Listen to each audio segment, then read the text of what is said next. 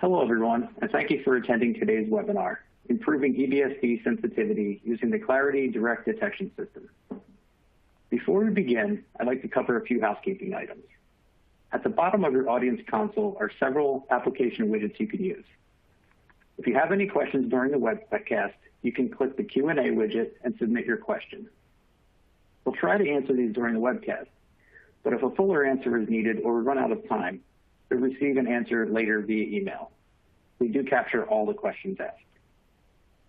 A copy of today's slide deck is available in the resource list widget that looks like a green folder. You can expand your slide area by clicking on the maximize icon in the top right or by dragging the bottom right corner of the slide area. If you have any technical difficulty, please click on the help widget. It has a question mark icon and covers common technical issues. An on-demand version of the webcast will be available approximately 1 day after the webcast and can be accessed using the same audience link that was sent to you earlier. Now I would like to introduce the presenter for today's webinar. Matt Nell is the EBSD product manager at EDAX and has a passion for EBSD and microstructural characterization. Matt joined TechStem Labs, known as TSL, upon graduation from the University of Utah in 1995 with a degree in material science and engineering. At TSL, he was part of the team that pioneered the development and commercialization of EBSD and OIM. After EDAX acquired TSL in 1999, Matt joined the applications group to help continue to develop EBSD as a technique and integrate structural information with chemical information collected using EDS. Within EDAX, Matt has held several roles, including product management, business development, customer and technical support, engineering, and application support and development. Matt has published over 70 papers in a variety of application areas. He greatly enjoys the opportunity to interact with scientists, engineers, and microscopists to help expand the role that EBSD plays in materials characterization. In his spare time, Matt enjoys playing golf and pondering if changing the texture of his clubs will affect his final score. Now over to Matt. Thanks, Jonathan, for that nice introduction, and welcome everybody. I'm very excited to present this webinar showing some of the capability, primarily improving the sensitivity of the EBSD collection using our new Clarity direct electron detection system. This is a product we've just introduced this year, and I'll go through a little bit of the history of detection technology, talk about direct electron detection, focus a little bit on sensitivity, how the detector works, and some application examples, show how EBSD pattern quality can improve using direct detection. Then I'm going to touch a little bit on some energy thresholding and some applications in that space, and then strain analysis that we can do with the Clarity as well. As I get started, as product manager, you often get to be in front of customers showing a lot of work, but this, of course, involves a lot of people. So would like to acknowledge Renee DeClos, Stuart Wright, Pat Camus, and the entire EDAX engineering team that have really put a lot of effort into both developing the technology as well as helping to develop some of these application examples. I would also like to acknowledge Josh Kasher at Georgia Tech, who has collaborated in some of the analysis I'm going to show today and discussions about the technology. So the Clarity, we launched this in May. This is the world's first commercial direct detector designed for EBSD. And it has a number of features that bring some unique benefits to this application space. It has zero read noise. That gives us high sensitivity, especially at low beam doses where we're not dealing with read noise or dark noise that's filtered out. We have zero distortion. We remove the phosphorin lens and optical pass, and we'll discuss that. It has a high dynamic range, so we can get really nice high-quality EBSD patterns through taking advantage of counting statistics.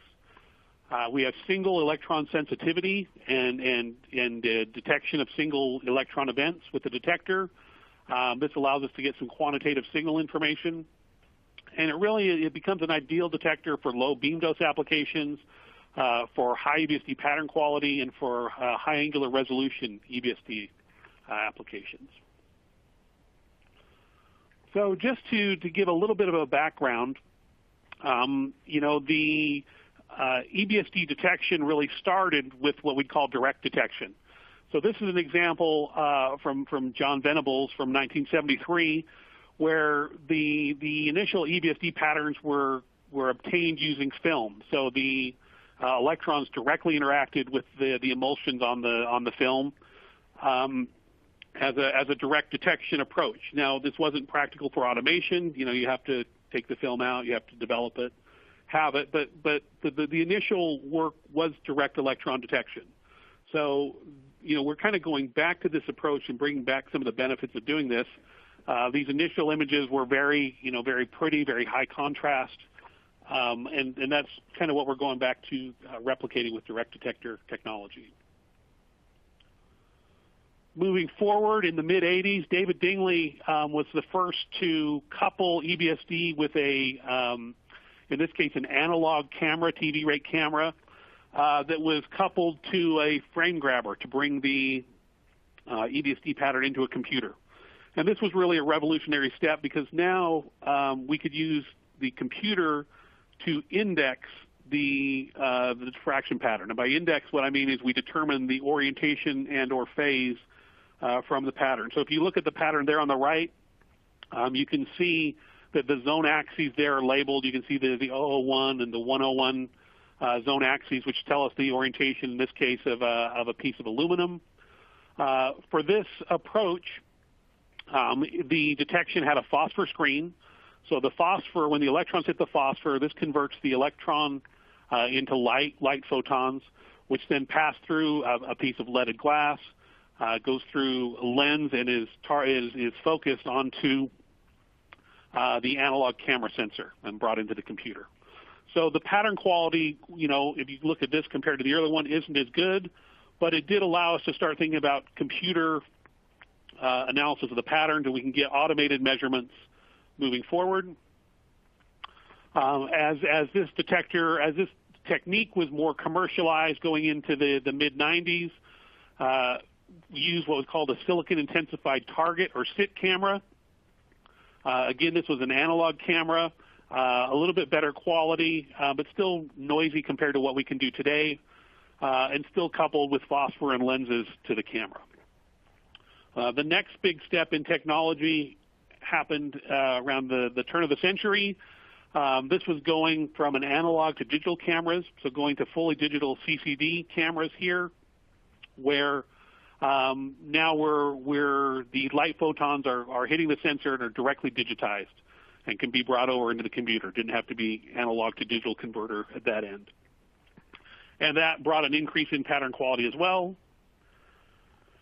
And then recently, we've transitioned from CCD to CMOS cameras. This is a different type of detection circuit. This allows for higher speed readouts, again, all digital, but still relying on a phosphor screen coupled to the sensor. And so our Velocity product is built on this high-speed CMOS technology. And with direct detection, the reason we go to that is we're trying to remove some of the effects that are present due to the optical path chain in traditional detectors. So, of course, as we think about optics, cameras have lenses, and lenses have different types of distortions, and you can see some listed here.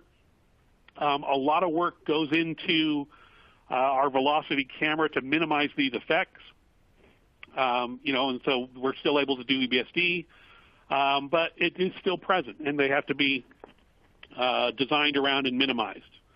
And if we think of other things in the collection chain, we have our phosphor screen. This to convert the electrons to light, we have to optimize the phosphor for a given application. So we think about the different compounds that can be used to give us the right wavelength of light so that it is matched to the sensor response. We want to have light that is most efficient. We need to have a good thickness of the phosphor. We're balancing resolution versus brightness, depending on the thickness and then the grain size of the phosphor material, all to avoid basically smearing the image through kind of the cascade effect as the electrons pass through the phosphor. If we think about fiber optics, it's also possibly to couple the phosphor to the sensor using a fiber optic bundle. This brings up things like a chicken wire line effect, where you can see the latent image of the fiber optics in the image, and then as you taper your fiber optic, you'll have some efficiency losses. And with lenses, we have light losses in lenses, light losses in fiber optics, and so these are all things we've worked around in the past. But with the clarity, we can kind of go back to direct detection. And this direct detection, it's something that's been investigated for a number of years. So this is a pattern from a paper from about 5 years ago. And you can see that you get really high quality patterns because we remove the different sources of artifacts through the collection chain. We'll talk about that as we go through the presentation. And so it's a fully digital collection, still based on a CMOS sensor that's actually reading out the digital signal, but instead of having a phosphor screen, we have a detection material that converts the electron energy into a charge we can count directly without having to go to light. So just to summarize this, with direct detection, we're removing distortion, so we're counting electrons directly without a phosphor screen of the lens. Direct detection is pretty widely known in the electron microscopy community. It's really strongly developed in the TEM and the biological cryoanalysis market. And as I showed with that reference, it's been demonstrated to work for EBSD applications. But as we take this technology and work towards commercialization, there's a number of challenges that had to be addressed. The first is building and positioning the sensor and the readout circuitry into an EBSD geometry. We want to maintain the same solid angle. We want to get to be able to capture EBSD patterns that are similar to traditional EBSD patterns. That allows us to index, different crystal systems and kind of treat it transparently to things. And then as we have this detector running in a vacuum, we need to be able to manage the temperature that's generated during operation, and to be able to keep the temperature constant for good usable signals. And so the clarity has been developed to operate in the traditional EBSD geometry. So we tilt the sample somewhere around 70 degrees. We insert the detector. It's built upon what's called a hybrid pixel direct detection technology. So the detector itself has 512 by 512 pixels. It's a square sensor. It uses what we call a quad-based design. So we have 4 different 256 by 256 chips that are basically put together and mounted with a single silicon layer top sensor, which is the collection and conversion material. And this detector, it's passively cooled. It's not water cooled or anything. So all this has been designed to create the clarity. So just to highlight how this detection works, the silicon sensor layer is bump bonded to these readout chips. So there's the 4 quad readout chips. And it's designed so we can get a single electron event detection. So we filter out the baseline readout noise below a 3 kV signal level, and anything below that isn't counted. It's sort of like a discriminator on an EDS detector. We set a baseline to the collection level, and everything above that we count as an event. So if we look at our signal here, is we have a piece of silicon. There's 2 different doped regions on there with a little bit of a bias. And as the electron comes in, it creates a charge that's brought down to the amplifier. That signal is amplified. It goes into the thresholding circuit where we remove noise. If the event's above that threshold, we count it as an event, an electron event. And then we have this for the 512 by 512 array of pixels. So this is happening for each pixel.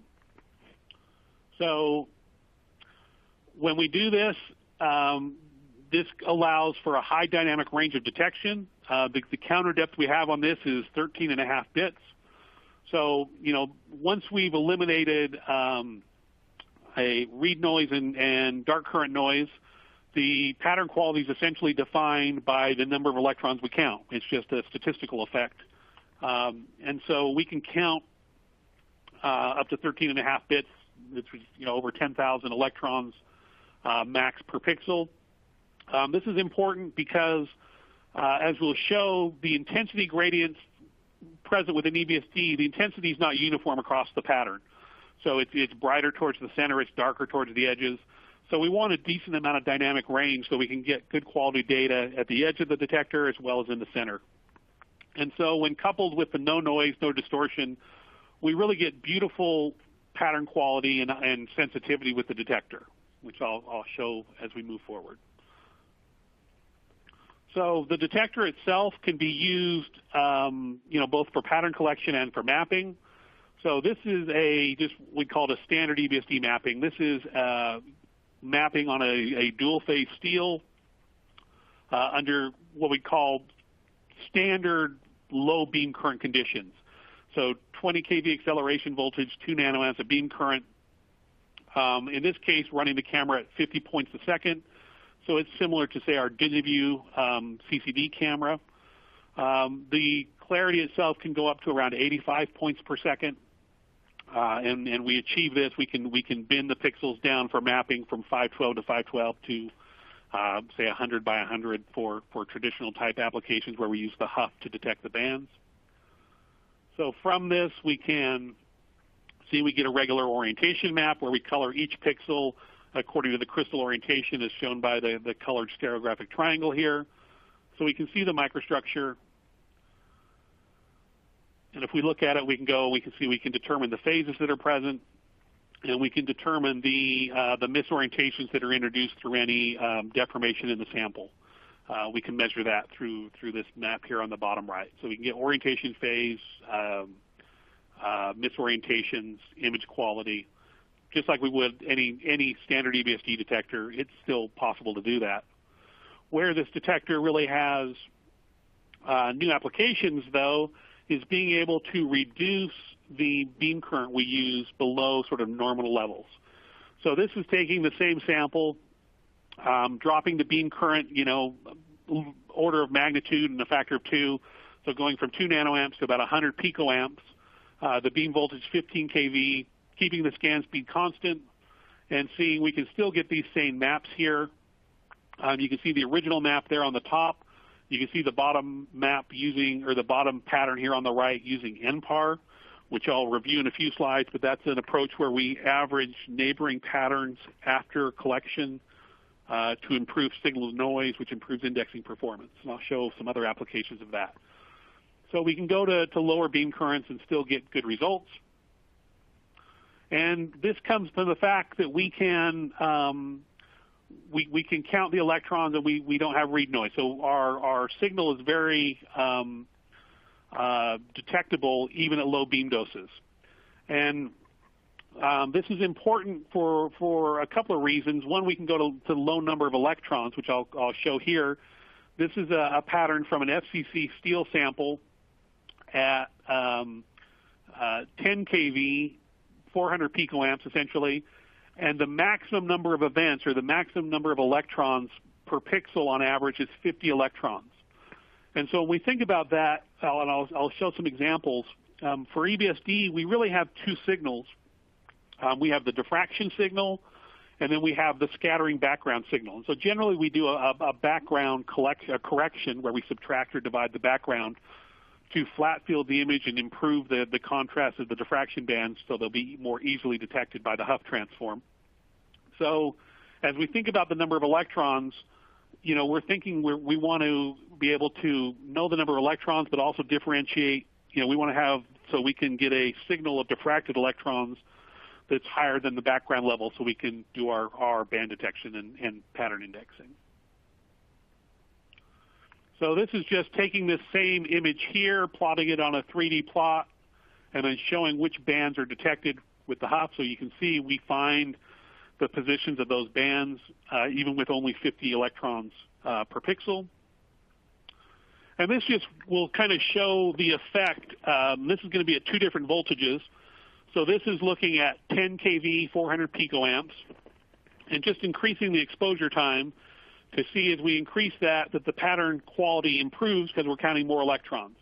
So we're going from 50, 80, 100, so on and so forth in terms of the maximum electron dose per pixel. This does the same thing at 20 kV, similar beam currents around 400, 450 picoamps. The pattern improves as we get more electrons, but the base level at small exposure times is still sufficient for indexing. And if we make this go up a little bit higher, you can see as we go more electrons, the pattern improves in terms of signal to noise and contrast. So this slide illustrates what I mentioned just a moment ago. Is first of all, the signal is not uniform. So this is looking at, on the left, a pattern where we're looking at multiple grains. So the diffraction information is sort of averaged out. And we can see the baseline intensity distribution and then a line profile horizontally across it, where you can see that, in the center we have the highest number of electrons. At the edge, left to right, it's less. It's about a factor of 2. And if we go diagonal to diagonal, it's more of about a factor of 3 in terms of intensity difference. And so you'll see that line on the left is going through the overall background signal. That same line on the right, where we have a pattern, we've put the beam into a spot mode. Here you can see that the diffraction information is basically superimposed across the scattering signal. And so with that, you can see that there's these little bumps here. That's the information we're really trying to extract from the diffraction signal. The other thing I'll just point out on these patterns, these white crosshairs through a hair there, that's the seam of the quad detectors. So I'll show you later in the software, we actually, basically filter that out. But this is just showing the live detection so we could see the baseline pattern. So this is just a kind of a cool example. The pattern there on the left is where we have 5,000 average electrons, and that's a line profile after background collection. So you can see the amount of signal we have. It's, the range there is, say, 1,500 electrons, so plenty of electrons defining the signal. The pattern there in the middle is based when we have 10 average electrons per pixel. So quite a few less, so we'll have a little bit more in the center, a little bit less at the edge, but 10 on average. And so the range there is essentially about 10 electrons where we have a signal. But even though there's not as many electrons, visually if you look at that, you can see the diffraction pattern present, and we can still index that pattern, and we can index it with what we call high confidence, which I'll show here just in the next slide. So this is showing an EBSD map from an additively manufactured stainless steel sample where we're collecting 10 electrons on average for every pixel on the detector. And this is collected at, I think it was around 25 points a second at 13 picoamps beam current. So a lot lower beam currents than traditional applications. And we're able to, under those conditions, collect with 98% indexing success. And what we mean by that is we can get an orientation with what we call a high confidence index. So when we analyze the pattern, we assign a metric to say how unique and how strong is that solution. And it passes a threshold we define to say we believe this value to be correct. The points that don't meet that threshold are then colored black. So if you look on the image, the orientation map on the left, you'll see a lot of the black points are either concentrated near grain boundaries. That's where patterns will overlap a little bit, and it's harder to deconvolute the signal, especially when the signal level is low. And then there are 3 or 4 spots there that are pieces of dust. So that 98% indexing is also including some defects right on the surface. And we can see those spots on the Prius map there on the right, where we see some grain contrast, but we can see those black areas that correspond to points where we don't get high confidence. And that kind of shows how that confidence index thresholding works. And of course, we have our, I mentioned earlier, we have our NPAR tool. NPAR is a unique feature we have where we save all the patterns during collection. And that's where, there are more and more EBSD applications that are being developed that take advantage of saved patterns. We can do high angular resolution EBSD. We can do NPAR. We do some we call Prius analysis. There's dictionary indexing.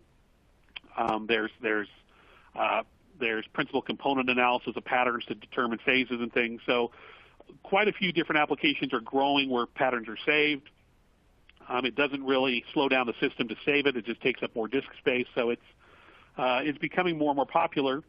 But NPAR is one where we take a pattern and we average it with all the neighboring patterns. So our default sampling grid's a hexagonal grid, so we end up with 6 neighbors of the same distance.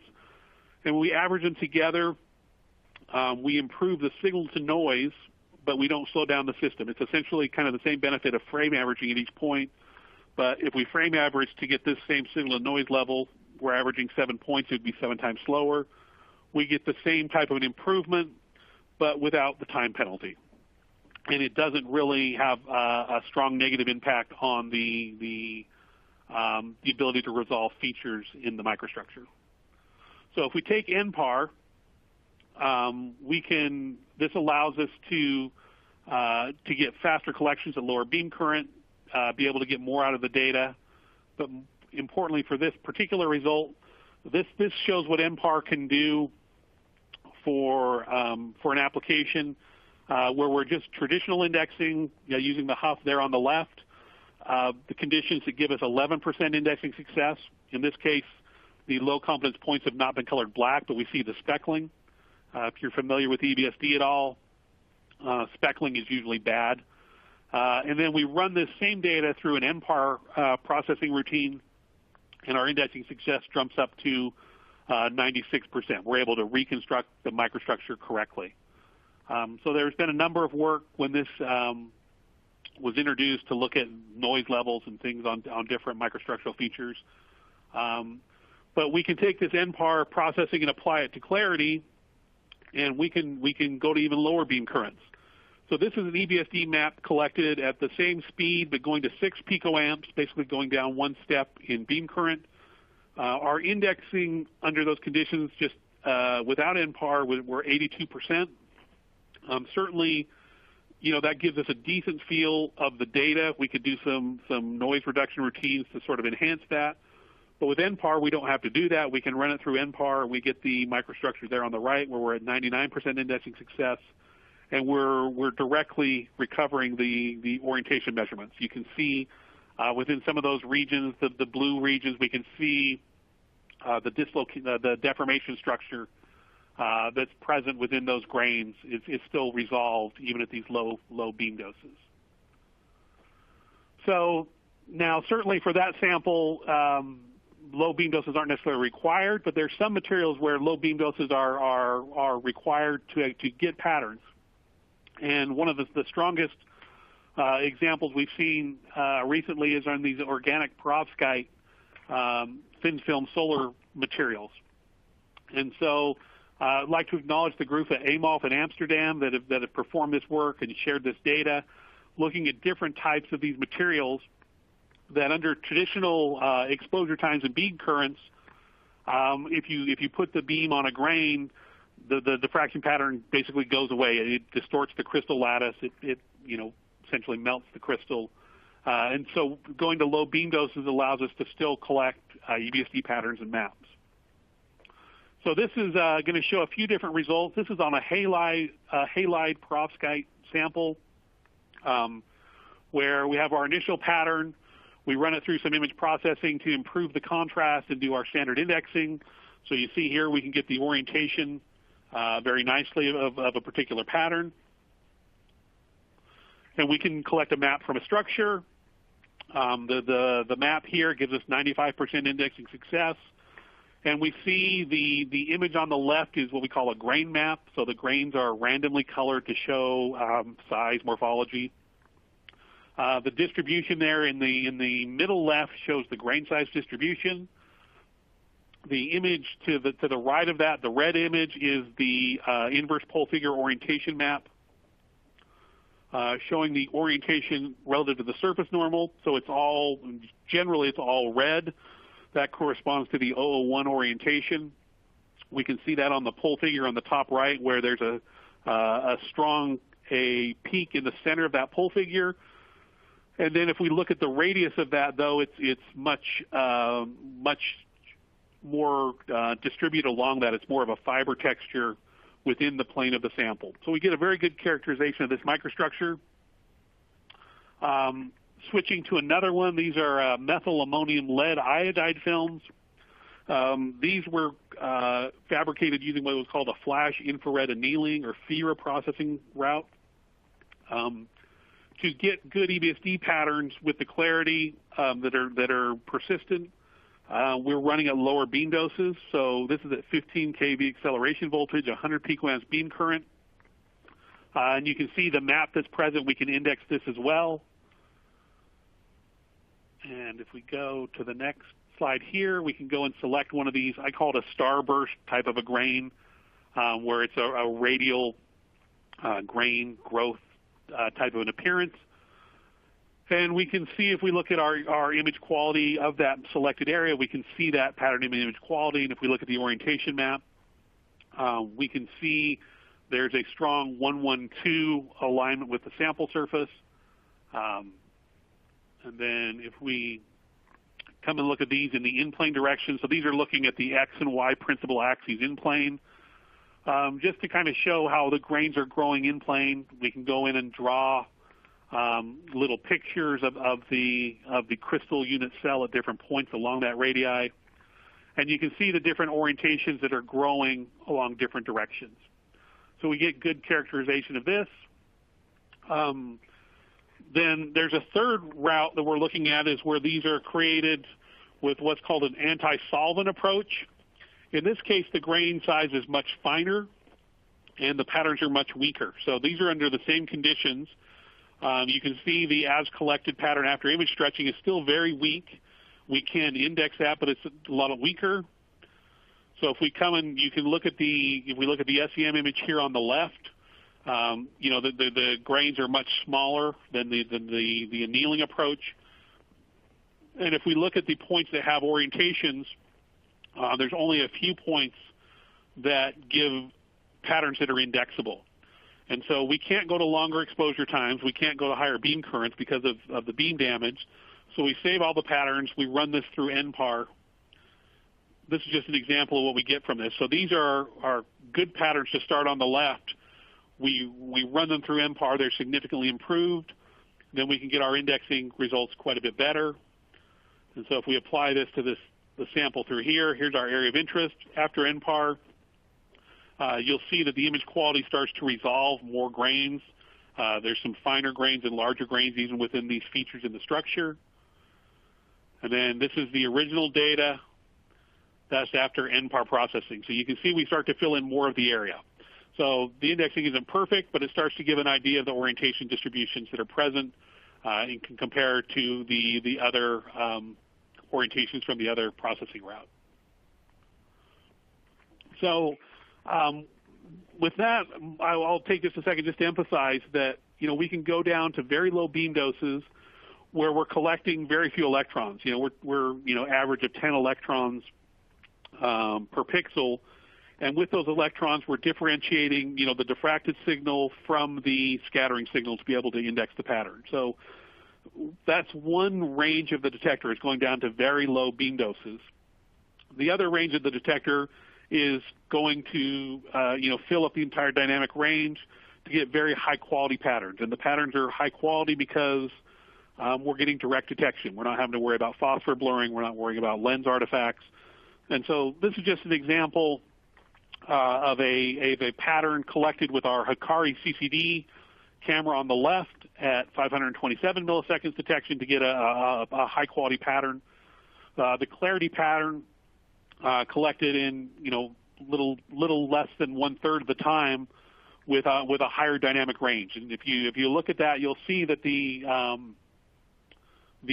patterns are sharper. We have more detail out towards the edges. and there's just more information. And we can extract that a little bit more if we take these patterns and we look at band profiles along specific diffraction bands in the pattern. So this is first pulling out the 331 band and just looking at the intensity averaged along that band through there. And if you look at the Hikari compared to the Clarity, you'll just see there's a little bit more detailed information available along that profile. We're more sensitive to the transition. We're more sensitive to higher order lines. And we see that consistently if we look at different orders of bands in the pattern. Trying to just show that we get more information. And so in the end, if we look at these and put them together, the Clarity shows more detail. It has steeper band edges, more contrast between it. And the differences really are indicative of the fact that the signal changes due to the phosphor screen and the optics effects of collection, which makes sense. But it's nice to have some direct data that shows that. And so what we are able to do, we can come and look at the detail that's present in this. So this is looking at a BCC ferritic steel sample, looking at a 231 zone. We can zoom the detector by varying the position. So if we back it out, it reduces the magnification around the pattern center, which is near about the top third of the screen here, near where that 231 is. And just stepping out in 5mm steps, you'll see as we back out, the detail that's present within the zone axes. There's all these intersection lines, very sharp patterns, lots of the intersection detail as we pull it out. So we can get very high contrast information within these patterns at different positions. And so once we have that, then we can think about comparing the patterns collected with the Clarity to patterns that are simulated using dynamic diffraction theory. So this is a feature we have within a module we call OIM Matrix. This is something that's available within our OIM analysis software package, where we can use dynamic simulations to simulate more accurately EBSD patterns. So this shows an experimental pattern there on the left. We can find the orientation, plug that into the simulator, and it will simulate that pattern for direct comparison. You can see there's pretty good correlation of the features, on that zone axis there on the right, the intersection of the zone axes on the left, some of the higher order lines we can see on some of the bands. So if we compare them, we get some pretty good, strong comparisons. And in both cases, we know the number of electrons that are hitting a point either through the direct detection or through the simulation. So we can start to think about matching the intensity for different lines and different features within a diffraction pattern from simulation to experimental directly. This just shows here the detail, so we can adjust the geometry to zoom in for a simulation comparison. And again, high correlation between those. This is a similar effect for now platinum and FCC platinum around the 111 zone axis. Platinum has a lot more of the Holtz rings that are present, and just higher contrast detail within this. So, to me, it starts to very much look like some, TEM type diffraction information that's present as we back that detector out. And so now the other interesting thing we can do with our detector is, I mentioned at the beginning, we can set a discriminator or set a threshold that limits the amount of electrons, below the low energy limit. We can adjust that higher to filter out higher energy electrons. So this is, our default. Basically, we're looking at electrons greater than about 5 keV. We get a pattern like here on the left, and if we increase that threshold, we can filter. In this case, we filtered to 13, 16, and 17 keV electrons. This was a pattern collected at 20 keV. So we're cutting off electrons of lower energy to get a visualization of the remainder after that cutoff. This shows a higher resolution image of the pattern after that cutoff, you can see you start to see a little bit of a change. It's hard to see in this particular slide, so I'll show you with looking more numerically. This is looking at comparing the 5 kV band to the 17 kV band. As you'd expect, the higher the kV threshold, the band is actually a little bit more narrow. That's just because there's an inverse effect to bandwidth to voltage. And looking at the maximum bandwidth gives some idea of what electrons are contributing to the pattern we see. So in this case, we see some contribution down to around 16 kV relative to the initial 20 kV. And then below that, it really starts to become negligible. So, we can start to think about getting, more precise bandwidth measurements, maybe by filtering and knowing what electrons we're collecting. So it's new functionality that's available with direct detection technology that really isn't available with phosphor-based technology. And so that opens up, just new ideas, new ranges of research of using this electron counting, the amount of details in the pattern, energy filtering, for new applications of collecting data, new applications using pattern comparison, and can be used on all sorts of ranges of materials. So these are just some direct detection patterns from some minerals of olivine, kyanite, and quartz that can be really high quality patterns. And in the case of these minerals, we can run at beam doses that are low enough that we don't have to worry as much about charging effects. We can run on a non-coated sample or without a low vacuum capability and still can get some results without charging effects influencing the patterns. Now, the third thing I wanted to talk about is analyzing deformed materials, because I think with direct detection we get some interesting information. So as we think about the detection geometry as shown there on the right, the electrons, as they enter the sample, they diffract and they scatter, and then they head back towards the detector. The electrons at the edge of the pattern have a longer path length through the sample than those at the center. So if we have a material that's completely undeformed, that means that signal is attenuated a little bit more. It has more of a chance to interact and lose some signal. But in deformed structures, it still has an opportunity to interact more with the crystal lattice. So if there's a higher dislocation density, then there can be a reduction of the sharpness of the diffraction towards the edge rather than the center, because it's sampling more of that defect density.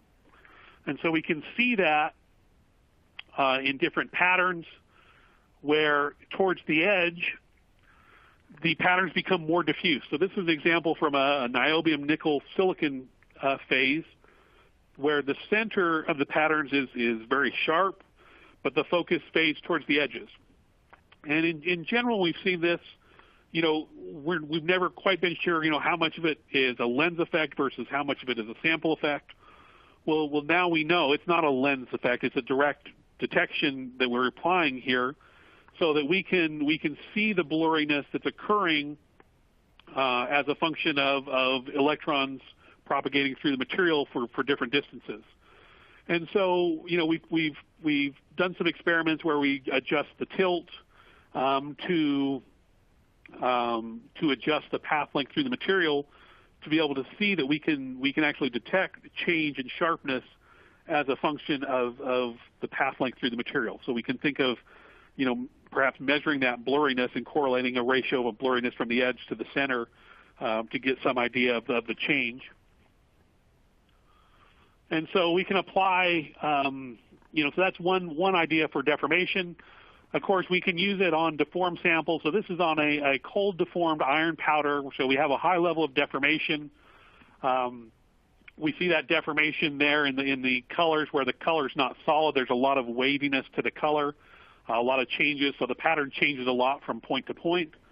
But we can look at this, in this case, down to 200 picoamps. This was at 30 kV and 40 points a second. And even with a deformed structure, still get very nice resolution of the microstructure.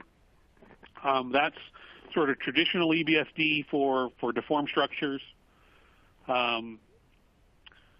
Looking kind of the clarity detector is compatible with what we call Prius. Prius is an approach where we use the EBSD detector as both an EBSD detector where we're finding the orientation interface from the pattern, but we also use it as a definable electron detector. So we can define different regions of interest on our detector and use those regions as basically electron counters. So as we raster the beam across the sample, we can monitor the signal flux on each of these. We can call them a virtual detector. And the position of these detectors will influence the type of contrast we have. And so traditionally, this has been done with having forward scatter detectors arranged around the perimeter of an EBSD detector. The advantage of using Prius is, one, we don't need additional physical detectors. We don't need multiple detectors. And two, we're able to virtually position these. So we can position them before the collection or even after the collection if we've saved patterns.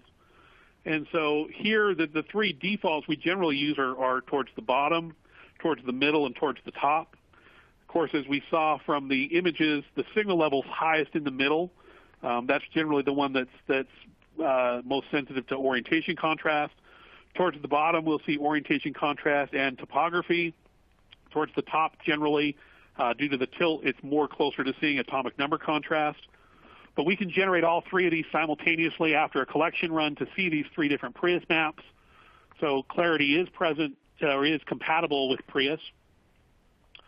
And once we have this data, we can look and see like our kernel average misorientation map. And the CAM map's a map that shows the local misorientation distributions. We can see that these form different cell structures within the microstructure, and they're very clearly resolved. It's basically blue and then a warmer color, but not a lot of speckling in those grains that we're able to resolve the misorientations pretty clearly.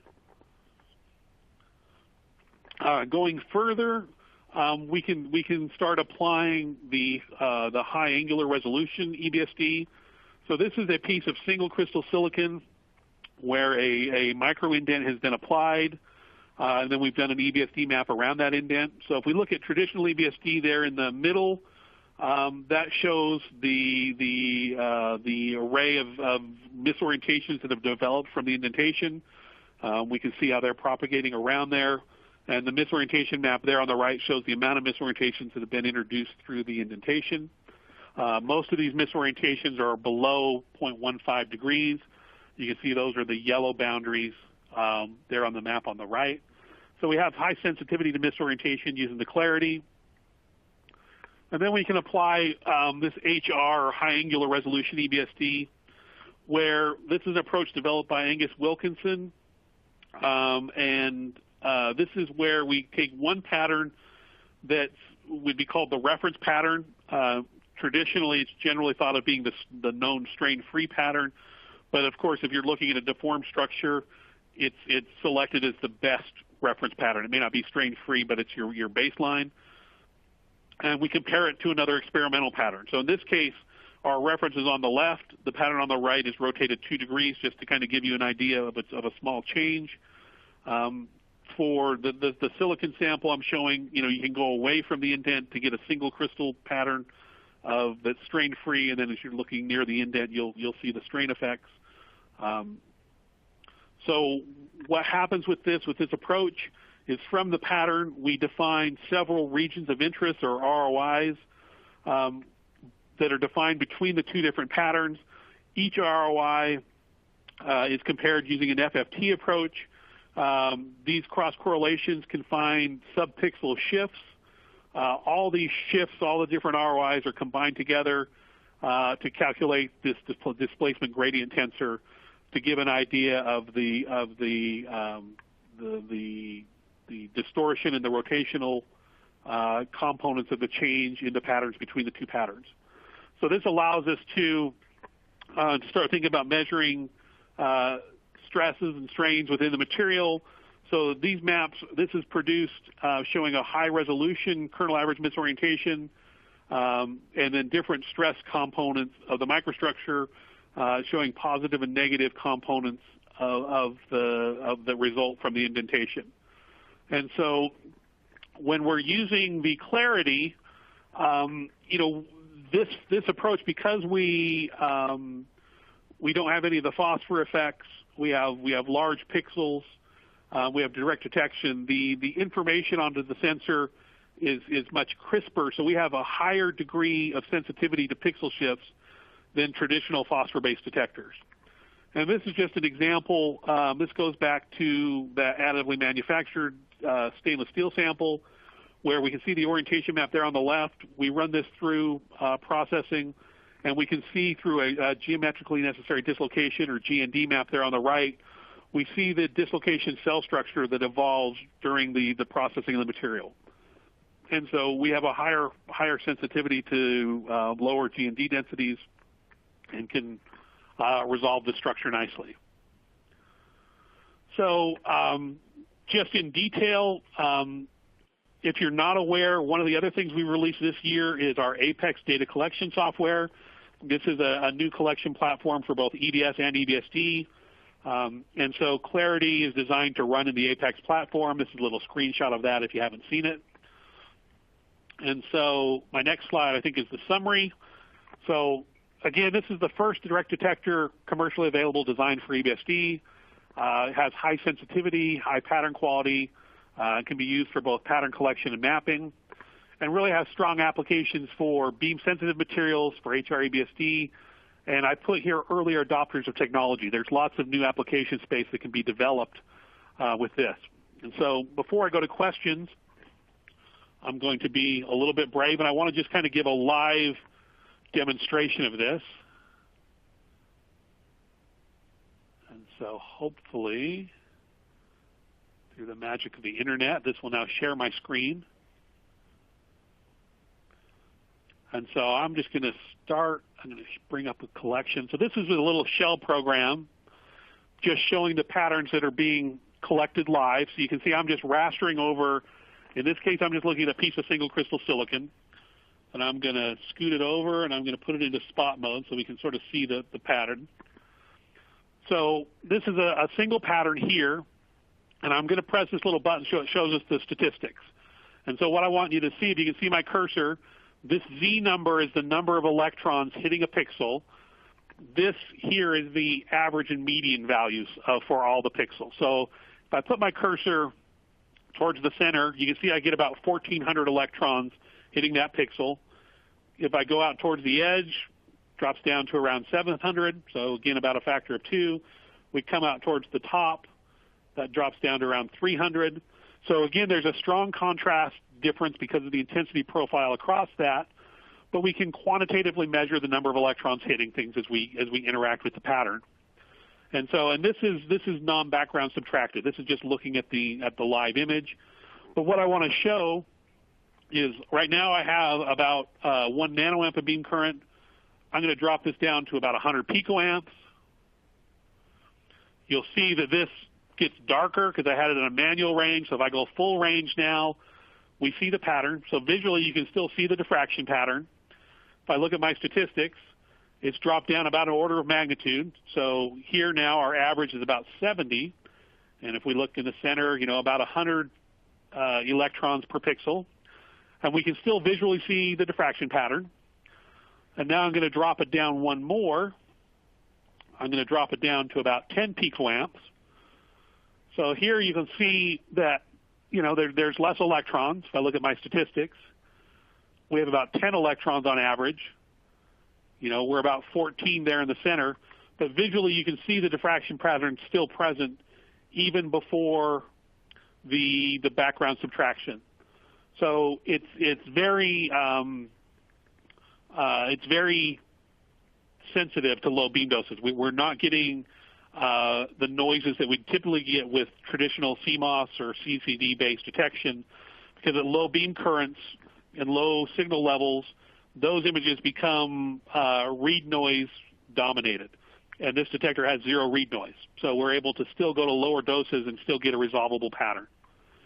And so just to show, I'm going to close this shell and go to to apex here. And while that starts up, I'm going to go over, I have this set up just so we can see it on a polycrystalline sample. I'm going to be,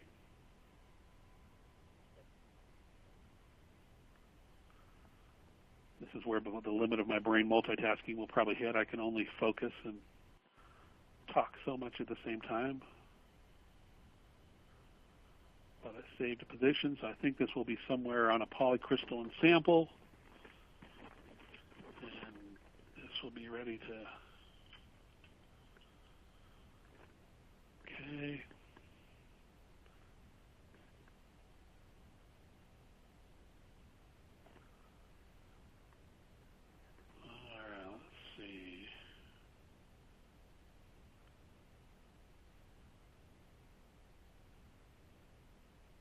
May not have liked that I had my shell open at the same time before I did that.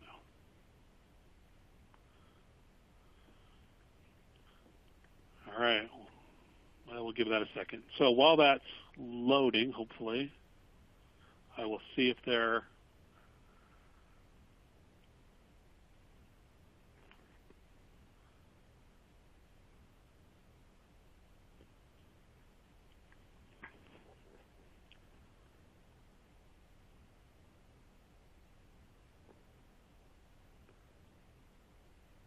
Well, let me check something while we're doing that. So while we're checking that, I'm going to look to see if there are any questions, just because we're getting close to the time limit here.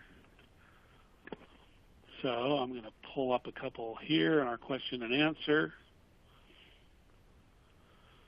So we have one question here. I understand the resolution is 500 nanometers. That's probably a little bit higher. Traditionally EBSD has a spatial resolution.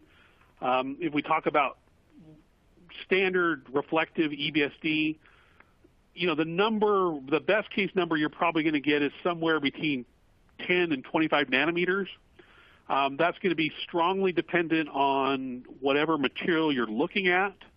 And by that I mean if your atomic number goes up, it's a better reflector of the material. And so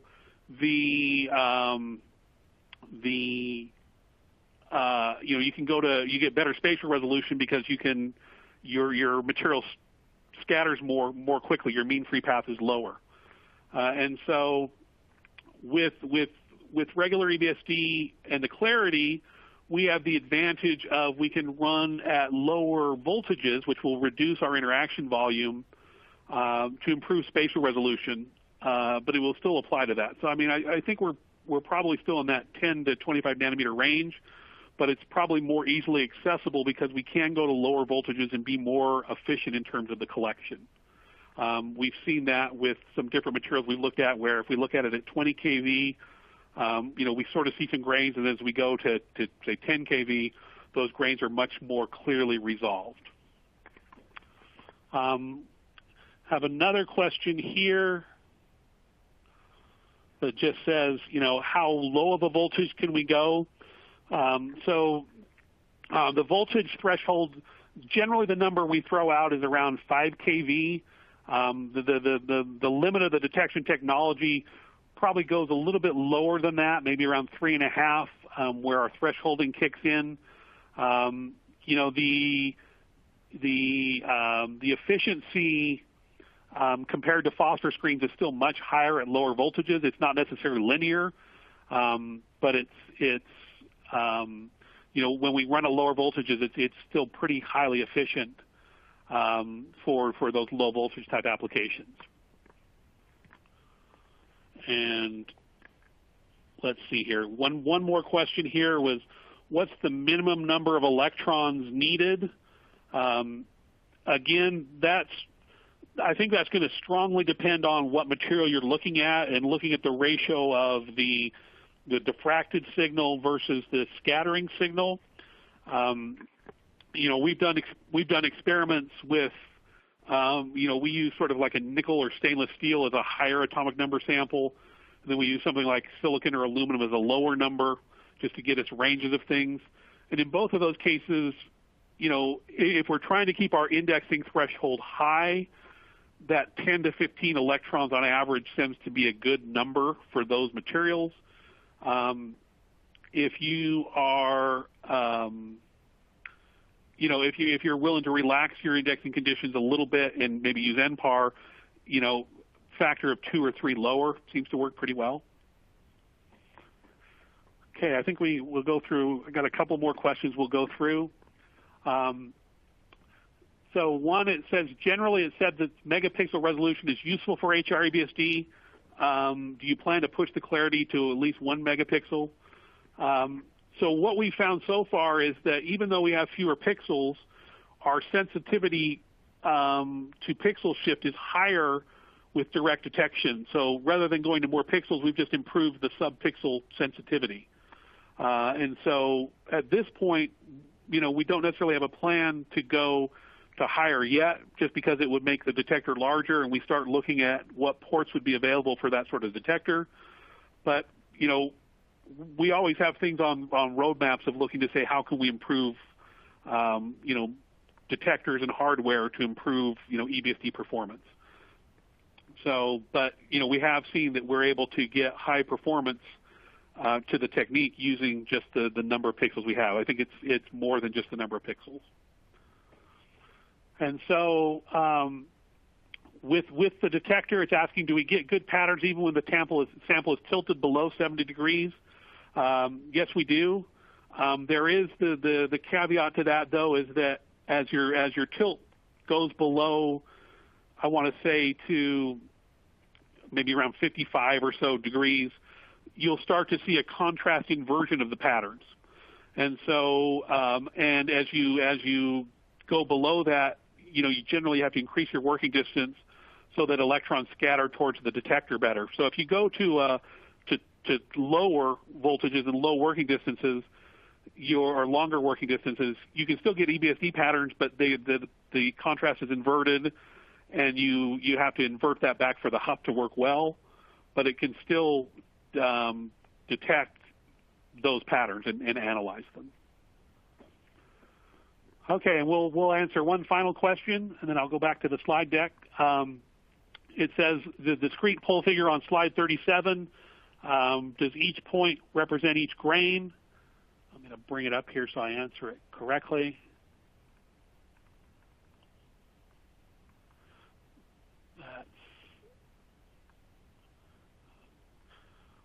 So on this particular point, each point doesn't necessarily represent a grain. It represents each pixel.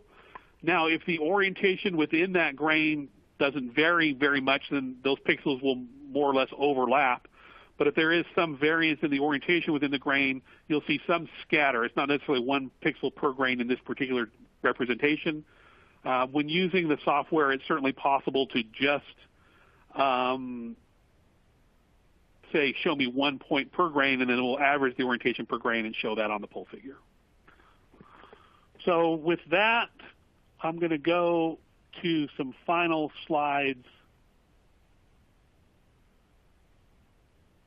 First, just would like to make you aware of some additional resources. So, we do a number of these webinars. These are available on our website. We have a blog where we more informally show information about products and applications at edaxblog.com. We have our different movies available on YouTube.